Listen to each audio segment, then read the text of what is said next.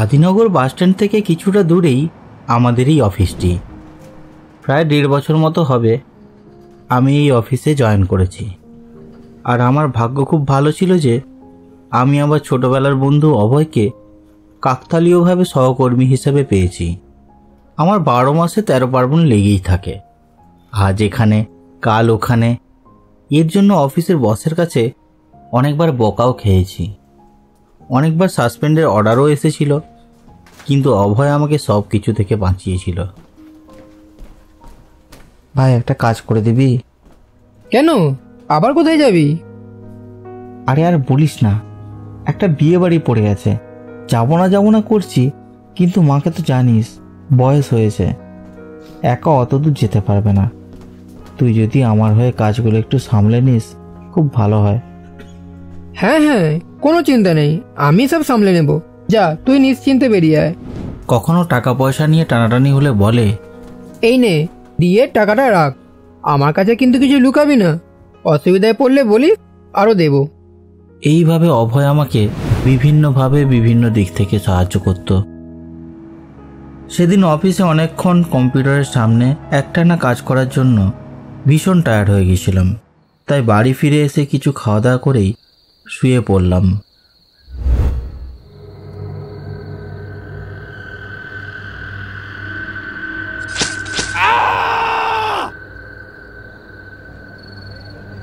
বাবু, এই বাবু, তাড়াতাড়ি ওঠ। কি হয়েছে মা? এইভাবে দরজা খুলে ঘুমোচ্ছিস কেন? ওইদিকে যে কত কিছু হয়ে গেল, সে হুঁশ আছে? ঘুমো, সারাদিন কানে তেল দিয়ে ঘুমো। কি হয়েছে মা? এত হইচই কান্নাকাটি করছে কেন সবাই? তোর রঞ্জিত কাকু মারা গেছেন। কি করে? কাল সকালেই তো ভালোভাবে কথা বললাম। কি জানি বাবা, সত্যর কি অভাব রয়েছে? বাবু, তুই ওপরের ঘরে ঘুমোবি চল। এই ঘরে জানালা দরজা ভালো নয়, যে কোনো মুহূর্তে যে কেউ দরজা ভেঙে ঢুকে পড়তে পারে। আহা মা, কি যে বলো, দরজা ভেঙে ঢুকে যাবে? না, তুই চল ওপরে। তুই এই ঘরে একা থাকিস বলে রাতে আমার ঘুম হয় না, চেঁচালেও শুনতে পাবো না। চেঁচানি তোমাদের শুনতে দেবো না কি ভেবেছো? যদি ব্যাটা আসে, টুঁটি টিপে তার দম বার করে দেব।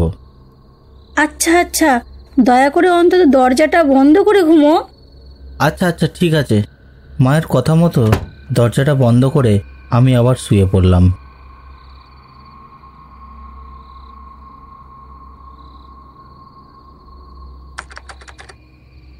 বিনোদ, এই বিনোদ। একটা অস্ফুট কণ্ঠের ডাক শুনে চট করে আমার ঘুম ভেঙে গেল। আমার মনে তখন নানা প্রশ্ন উকি মারতে থাকলো। সে খুনি নয় তো, নাকি কেউ ইচ্ছে করে আমায় ভয় দেখাতে এসেছে? সাবধানের মান নেই। আমার ঘুমের ঘোর না কাটলেও আমি আস্তে আস্তে দরজার পাশে রাখা একটা মোটা লাঠি নিয়ে নিঃশব্দে দরজা খুলে দিলাম। দরজা খুলেই আমি অবাক হয়ে গেলাম। দেখি বারান্দায় রাখা চেয়ারে বসে অভয় হাসছে। তুই এই সময় এত রাতে কি দরকার? ওরে বাবা, এতগুলো প্রশ্ন, কোনটার উত্তর দেব? আগে তো আমায় ভেতরে ঢুকতে দে, তারপর সব বলবি। অভয় ঘরের ভেতরে ঢুকে কোণে রাখা একটি সোফায় গিয়ে বসলো। তারপর দীর্ঘশ্বাস ছেড়ে বলল, আরে আর বলিস না, আজকে 9:30টার শোতে বায়োস্কোপে গিয়েছিলাম, এই ফিরছি।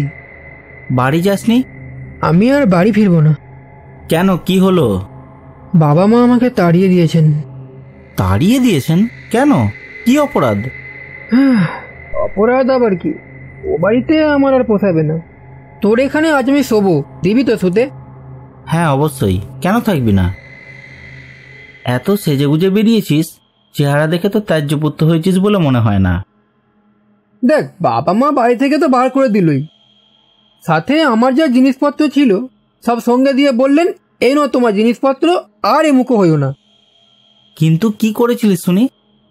দেখ ভাই, যত যাই হোক, আমি আর ওই বাড়িতে ফিরছি না। পাগলামি করিস নি অভয়, চল তোকে বাড়ি রেখে আসি। বাবার অমন বলে থাকেন, এখন নিশ্চয়ই ব্যস্ত হয়ে তোকে খুঁজে বেড়াচ্ছেন।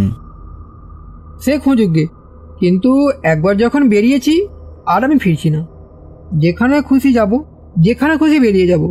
সঙ্গী না জোটে একাই যাব, তবু আমি পিছপা হব না। নে আলোটা নেবা, অনেক রাত হয়েছে, এখন ঘুমোই। আমার বিছানায় উঠে আয়, দুজনে ধরে যাবে।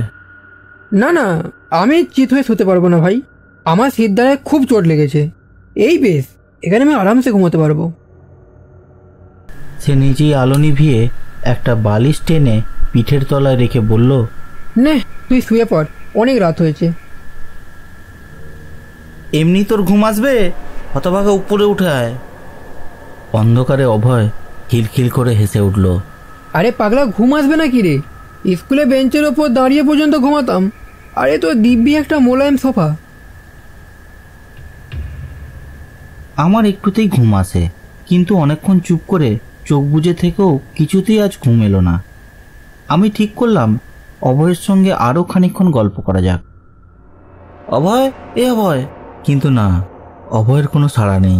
মেরুদণ্ডে চোট পেয়েও ঘুমের তার এক বিন্দু ব্যাঘাত ঘটেনি। আমি ডাকলাম, অভয়, এ অভয়, অভয়। চারিদিক অন্ধকার, কালো রাত্রি আর স্থূল নিঃশব্দতা। আমি উঠে বসলাম, কিন্তু এই কি, ঘরে কেউ নেই। সোফার ওপরে বালিশটা কুঁচকে পড়ে রয়েছে, দরজাটাও খোলা। আমি ঘর ছেড়ে সদর দরজার কাছে এসে দেখলাম দরজাটাও দুফাঁক। অভয় কি তাহলে দরজা খুলে বাইরে বেরিয়ে গেছে? আমি সঙ্গে সঙ্গে গরম কোটটা গায়ে দিয়েই রাস্তায় নামলাম। কোথাও কোনো জনপ্রাণী নেই। নিজের দ্রুত ও সশব্দ নিঃশ্বাস ছাড়া একটা সামান্য শব্দও কোথাও শুনতে পাওয়া যাচ্ছে না।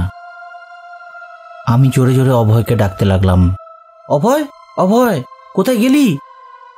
কিছুক্ষণ পর ল্যাম্পপোস্টের পাশ থেকে একটা কণ্ঠস্বর আমার কানে এলো। সেই কণ্ঠের ঢেউ মিলিয়ে চোখের সামনে ভেসে উঠল অভয়। কিরে, কোথায় গিয়েছিলি? আরে এইখানেই তো দাঁড়িয়েছিলাম, ঘরের মধ্যে ভীষণ গরম। অত গরমে কখনো ঘুম আসে? গরম কিরে পাগলা, এই কনকনে শীতের রাতে তোর গরম লাগছে?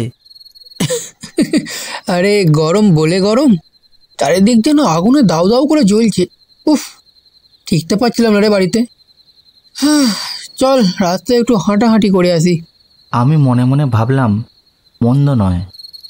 বেড়াতে বেড়াতে গল্পের ফাঁকে অভয়কে তাদের বাড়ির দরজার কাছে নিয়ে চলে যাব, তারপর পূর্ণবাবুকে ডেকে তার ছেলেকে তার হাতে ধরিয়ে দেব। চল, কিন্তু সদর দরজাটা খোলা আছে, ওটা বন্ধ করে দিয়ে আসি। তুই এখানে 2 মিনিট দাঁড়া, আমি এক্ষুনি আসছি।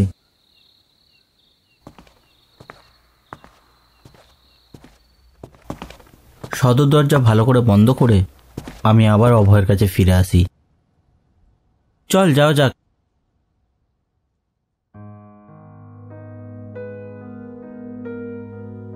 আমরা দুজন বড় রাস্তার ধার দিয়ে চলতে শুরু করলাম। কারোর মুখে কোনো কথা নেই।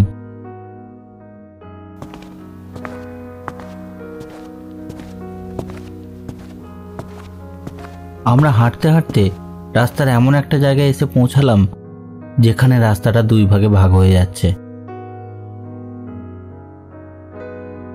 একদিক চলে যাচ্ছে শ্মশান, আর একদিক চলে যাচ্ছে অভয়ের বাড়ি। এবার ফেরা যাক না। কোথায়? এই তো বেশ যাচ্ছি। আমি আমার তীক্ষ্ণ দৃষ্টিতে দেখলাম খানিক দূরে কয়েকজন লোক কাঁধে করে কি একটা নিয়ে এদিকে এগিয়ে আসছে। একজনকে দেখে মনে হলো খানিকটা অভয়ের বাবার মতো দেখতে। লোকজন নিয়ে হয়তো ছেলের খোঁজে বেরিয়েছেন। অভয়কে এবার স্বচ্ছন্দে ধরিয়ে দেওয়া যাবে। চল চল, এখান থেকে পালাই। ওই দেখ, বাবা, কাকা, নসেজদা, রামখুড়ো সবাই এসে পড়লেন যে। আর দেরি নয়, চল। অভয়ের এই রকম আচরণের জন্য আমি আগে থেকেই প্রস্তুত ছিলাম, তাই তাড়াতাড়ি অভয়কে 2 হাত দিয়ে শক্ত করে চেপে ধরলাম। পাগলামো করিস না, চল চল, বাড়ি চল, বাড়ি চল চুপচাপ। কিন্তু অভয় কোথায়? আমি 2 হাত দিয়ে নিজের বুকটা চেপে ধরে নিজের সঙ্গে অকারণে ধস্তাধস্তি করছি। দেখতে দেখতে পূর্ণবাবু দলবল নিয়ে কাছে এসে পড়লেন। আমি তখন ফুটপাতে দাঁড়িয়ে থরথর করে কাঁপছি। পূর্ণবাবুকে দেখে আমার বুকে বল এলো, আপনারা অভয়কে খুঁজতে বেরিয়েছেন তো? পূর্ণবাবু কোনো কথার উত্তর দিলেন না। তার অশ্রু ভরা করুণ দৃষ্টি যেন আমাকে কিছু বলতে চাইছে।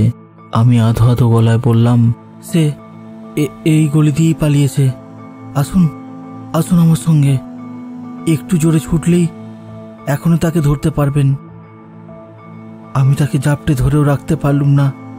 যাই হোক, আপনারা কেউ ওদিক দিয়ে ঘুরে যান, আমি এদিক দিয়ে যাচ্ছি। ওইখানে কোথাও লুকিয়ে আছে নিশ্চয়ই। পূর্ণবাবু আমার কথা শুনে হঠাৎ শিশুর মতো হাও মাও করে কেঁদে উঠলেন। কই কই তোমার অভয়? ওই দেখো, অভয় শুয়ে রয়েছে ওখানে। আমি কিছুই বুঝতে পারলাম না। খাটিয়ার ওপর লম্বালম্বি কি একটা জিনিস, আগাগোড়া ঢাকা। কে একজন বলল, আজকেই বেচারা অভয় মারা গেল মোটর চাপা পড়ে। ছেলেটা বড্ড ভালো ছিল, কিন্তু নিয়তির টান কেউ কি আটকাতে পারে? না না, এই কখনোই হতে পারে না, এই মিথ্যা কথা। এই তো কিছুক্ষণ আগে আমার সঙ্গে বসে গল্প করলো, দুজনে বেড়াতে বেরোলাম। কেন আমায় মিথ্যা কথা বলছেন? আপনারা তাকে তাড়িয়ে দিয়েছেন। চলো থেমে দেখো না। পূর্ণবাবু তার দলবল নিয়ে শ্মশানের দিকে এগোতে লাগলেন। আমি হতভম্বের মতো তেমনি দাঁড়িয়ে রইলাম। ব্যাপারটা আমার কাছে কিছুই স্পষ্ট হচ্ছে না। আমি কি ঘুমিয়ে স্বপ্ন দেখছি নাকি? তুমি এবার বাড়ি ফিরে যাও বিনোদ। কিরে, কি ভেবেছিলি? ধরতে পারলি না তো? কিন্তু অভয় কোথাও নেই। এতক্ষণে সব জিনিস আমার কাছে জলের মতো স্পষ্ট হয়ে গেল। সে আমার বন্ধু অভয় নয়, সে এক অশরীরী।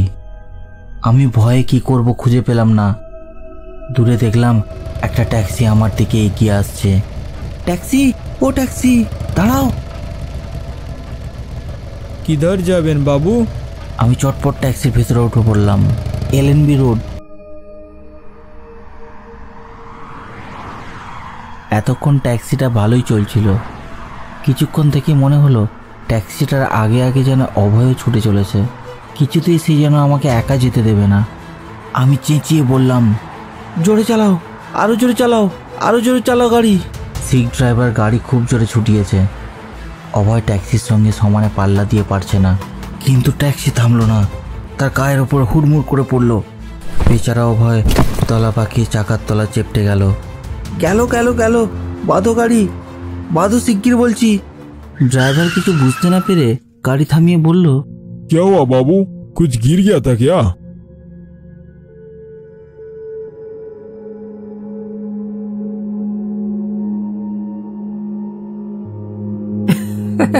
আরে আমার কিছুই হয়নি, চিন্তা নেই। শুধু এই সিট দ্বারাই একটু সামান্য চোট পেয়েছি। হাওয়া খেতে বেরিয়েছিলি বুঝি? ঠিক আছে, গুড নাইট। অন্ধকারের মধ্যেই সে হারিয়ে গেল। তাকে আর দেখা গেল না।